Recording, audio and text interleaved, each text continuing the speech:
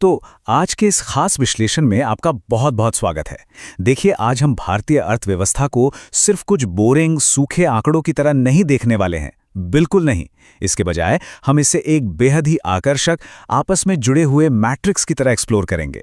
एक ऐसा मैट्रिक्स जो हमारी और आपकी चॉइसेस, सरकारी नीतियों और बड़ी बड़ी ग्लोबल ताकतों से मिलकर बना है। तो तैयार हो जाइए इस आर्थिक मशीन को डिकोड करने के लिए। ठीक है, तो चलिए इसमें गहराई से उतरते हैं। आज का हमारा रोड मैप बहुत क्लियर है। हम शुरुआत करेंगे अर्थशास्त्र की बिल्कुल बेसिक नींव से, फिर देखेंगे कि इस पूरी इकोनॉमिक मशीन को मापा कैसे जाता है। उसके बाद हम बात करेंगे टैक्सेशन इकोसिस्टम की, फिर नजर डालेंगे भारत के वर्कफोर्स के दिलचस्प आंकड़ों पर, और आखिर में समझेंगे ग्लोबल करेंसी की वो रस्साकशी जो इस वक्त दुनिया में चल रही है। तो चलिए शुरू करते हैं हमारे पहले भाग से, अर्थशास्त्र की नींव। इस पूरे इकोनॉमिक मैट्रिक्स के अंडरलाइंग कोड को समझना बहुत जरूरी है। देखिए, अर्थशास्त्र सिर्फ पैसों का विज्ञान नहीं है, बल्कि यह हमारी असीमित इच्छाओं और पृथ्वी के सीमित संसाधनों के बीच जो लगातार एक रस्साकशी चलती है ना, बस उसी की कहानी है। अब इस बुनियादी समस्या को ना हम स्कैर्सिटी यानी कमी कहते हैं। इसी वजह से हमें लाइफ में हर कदम पर चॉइसेस बनानी पड़ती हैं। अब रवि का ही उदाहरण ले लीजिए। वो 22 साल का एक स्टूडेंट है और रात में उसके पास सिर्फ 3 घंटे का फ्री टाइम है। अब या तो वो अपने दोस्तों के साथ कोई नई वेब सीरीज बिंज वॉच कर सकता है, या फिर कल के फाइनल एग्जाम के लिए पढ़ाई कर सकता है। अगर रवि सीरीज देखने का फैसला करता है तो सीधे तौर पर वो अपने अच्छे मार्क्स की कुर्बानी दे रहा है। और बस इसी छोड़ी गई चीज की कीमत को अर्थशास्त्र की भाषा में अपॉर्चुनिटी कॉस्ट या अवसर लागत कहते हैं। मतलब कुछ पाने के लिए जो आपने छोड़ा, वही उसकी असली कीमत है। अच्छा, अब मान लीजिए कि रवि बहुत कमाल की वीडियो एडिटिंग करता है, लेकिन उसके पास रूम का किराया देने के लिए पैसे नहीं हैं। दूसरी तरफ अमित है, एक बिजी कॉर्पोरेट एम्प्लॉय जिसके पास पैसे तो हैं, लेकिन अपने यूट्यूब चैनल के लिए वीडियो एडिट करने का बिल्कुल टाइम नहीं है। अब जब ये दोनों अपनी अपनी जरूरत के हिसाब से स्किल्स का एक्सचेंज करते हैं ना, तो इसे कंपैरेटिव एडवांटेज यानी तुलनात्मक लाभ कहते हैं। इसके लिए किसी बॉस या सरकार की ऑर्डर की जरूरत नहीं पड़ी है ना। महान अर्थशास्त्री एडम स्मिथ ने इसी ऑटोमेटिक सिस्टम को अदृश्य हाथ या द इनविजिबल हैंड कहा था, जो पूरी तरह से हमारे इंसेंटिव से चलता है। चलिए अब थ्योरी से थोड़ा प्रैक्टिकल दुनिया में आते हैं और बात करते हैं भाग 2 की, आर्थिक मशीन को मापना। अब हम उस मेन डैशबोर्ड पर नजर डालेंगे जो किसी देश की वेल्थ यानी संपत्ति को मापता है। और आपको पता है, हाल ही में सरकार ने इस डैशबोर्ड को एक बहुत बड़ा और जरूरी अपडेट दिया है। तो जीडीपी यानी सकल घरेलू उत्पाद, सिंपल शब्दों में कहें तो एक साल के अंदर देश की सीमा में बनी सभी फाइनल चीजों और सेवाओं की टोटल वैल्यू। अब दिलचस्प बात यह है कि सांख्यिकी मंत्रालय यानी मॉस्पी ने हाल ही में हमारे जीडीपी का बेस ईयर या आधार वर्ष बदलकर 2022-23 कर दिया है। आप सोचेंगे क्यों? क्योंकि 2022-23 असल में एक बहुत ही नॉर्मल साल था। इसने जीएसटी के लागू होने और कोविड महामारी जैसी बड़ी उथल-पुथल को पीछे छोड़ दिया था। इसलिए अब ये हमारी अर्थव्यवस्था का सही पैमाना है। और यहाँ पे जो सबसे दिलचस्प बात है ना, वो है इस नए तरीके की एक्यूरेसी। देखिए, पहले सिंगल डिफ्लेशन होता था, लेकिन अब डबल डिफ्लेशन का इस्तेमाल हो रहा है। मतलब कच्चे माल और फाइनल प्रोडक्ट दोनों ही लेवल्स पर महंगाई के असर को हटाकर असल ग्रोथ कैलकुलेट की जा रही है। और तो और सप्लाई और यूज टेबल्स की मदद से डेटा के जो पुराने मिसमैच थे, उन्हें लगभग खत्म कर दिया गया है। कुल मिलाकर अब हमारे पास असल आर्थिक विकास की एक कहीं ज्यादा साफ और सटीक तस्वीर है। लेकिन जरा एक सेकंड रुकिए, क्या जीडीपी सच में पूरी कहानी बताती है? मीना के बारे में सोचिए। वो एक होम मेकर हैं जो अपने परिवार के लिए शेफ, ट्यूटर और नर्स बनकर दिन में 17-17 घंटे काम करती हैं। और आपको जानकर हैरानी होगी कि उनके इस इतने बड़े योगदान की वैल्यू हमारे जीडीपी में बिल्कुल जीरो मानी जाती है। जी हाँ, जीरो। लेकिन वहीं दूसरी तरफ अगर आप बाहर जाकर 500 रुपए का कोई जंक फूड खा लेते हैं तो वो तुरंत इस राष्ट्रीय मीट्रिक को बढ़ा देता है। सोचने वाली बात है ना, हम असल में किस चीज को ज्यादा अहमियत दे रहे हैं। और सिर्फ यही नहीं, इस मीट्रिक में एक और बहुत बड़ी छुपी हुई प्रॉब्लम है। इस डोसा इकोनॉमिक्स के उदाहरण को ही ले लीजिए। अमित ने बैंक में 100 रुपए जमा किए, 10% का ब्याज मिला तो उसे लगा कि वाह, एक साल बाद उसके 110 रुपए हो गए, वो अमीर हो रहा है। लेकिन पीछे से 12% की महंगाई ने उसके पसंदीदा 100 रुपए वाले डोसा की कीमत बढ़ाकर 112 रुपए कर दी। अब अमित के पास बैंक में पैसे तो ज्यादा हैं, लेकिन वो अपना डोसा नहीं खरीद सकता। उसकी असली परचेजिंग पावर गिर चुकी है।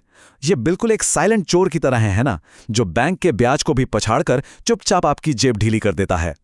चलिए अब गियर बदलते हैं और आते हैं भाग 3 पर, कराधान यानी टैक्सेशन इकोसिस्टम।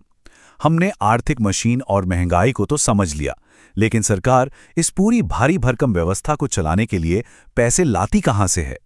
अवीवा के हालिया डेटा के आधार पर भारत के टैक्स स्ट्रक्चर को समझना वाकई बहुत जरूरी है। तो टैक्स मोटे तौर पर 2 तरह के होते हैं। पहला, डायरेक्ट टैक्स यानी प्रत्यक्ष कर, जैसे इनकम टैक्स। ये प्रोग्रेसिव होता है, यानी जो जितना ज्यादा कमाएगा वो उतना ज्यादा टैक्स देगा। लेकिन एक हैरान करने वाला फैक्ट बताऊं, हमारे देश में सिर्फ 2 से 3% लोग ही डायरेक्ट टैक्स भरते हैं। और दूसरा है इनडायरेक्ट टैक्स, जैसे जीएसटी। ये रिग्रेसिव होता है। इसका सीधा सा मतलब ये है कि एक अरबपति इंसान और 50 रुपए का स्नैक खरीदने वाला एक दिहाड़ी मजदूर, दोनों उस पैकेट पर बिल्कुल एक बराबर टैक्स चुका रहे हैं।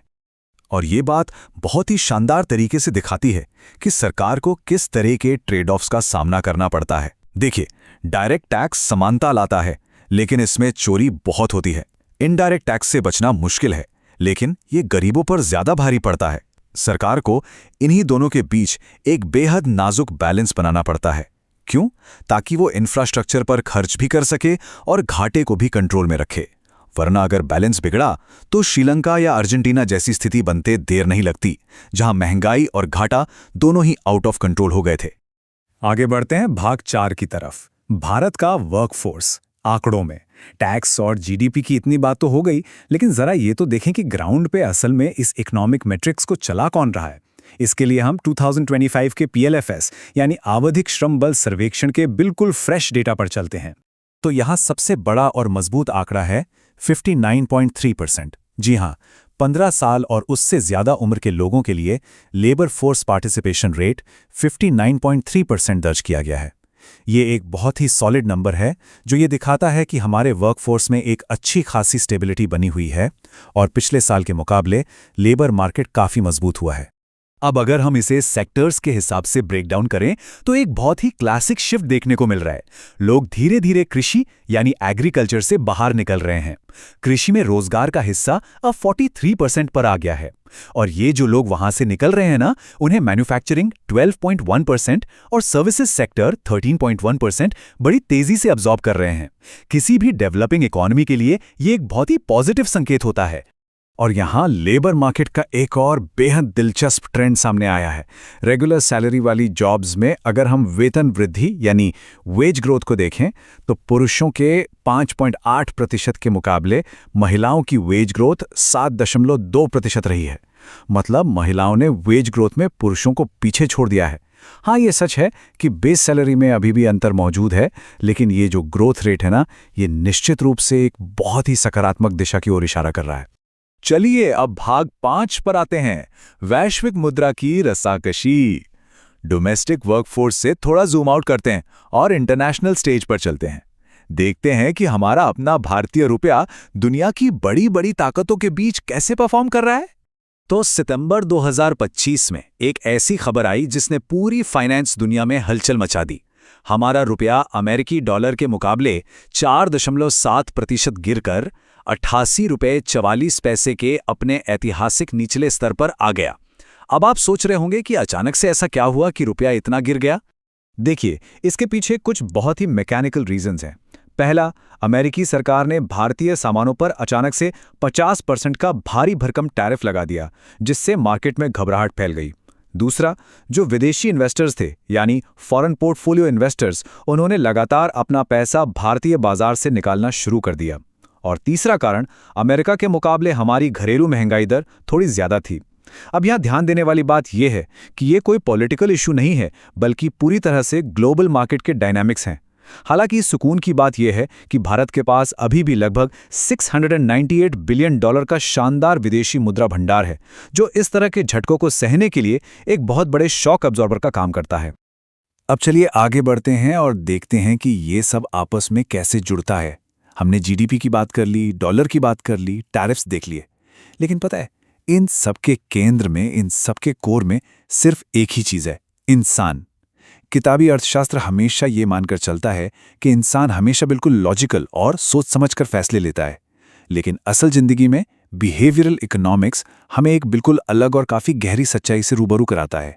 नोबेल पुरस्कार जीतने वाले अर्थशास्त्रियों की रिसर्च हमें बताती है कि गरीबी इंसान के दिमाग पर एक बहुत ही भारी मनोवैज्ञानिक और बायोलॉजिकल तनाव डालती है। जब किसी व्यक्ति के पास थोड़े से भी पैसे आते हैं तो किताबें तो यही कहेंगी कि भाई इसे भविष्य के लिए इन्वेस्ट कर दो, लेकिन असल में होता क्या है? वो थका हुआ, तनाव से भरा दिमाग कल के उस ख्याली मुनाफे के बजाय आज की तुरंत वाली खुशी या आज की भूख मिटाने को चुनता है। इसे ही गरीबी का जाल या पॉवर्टी ट्रैप कहते हैं। तो सबसे बड़ा टेकअवे यहाँ ये है कि अर्थव्यवस्था सिर्फ कुछ नंबरों या चार्ट्स का खेल नहीं है। ये अल्टीमेटली हमारे इंसानी व्यवहार, हमारे तनाव और हमारे फैसलों का ही एक रिफ्लेक्शन है। क्या हम कभी इस ह्यूमन एलिमेंट को पूरी तरह से प्रिडिक्ट कर पाएंगे? ये सोचने के लिए वाकई एक बहुत गहरा सवाल है। खैर, आज के इस विश्लेषण में हमारे साथ जुड़ने के लिए आपका बहुत बहुत शुक्रिया।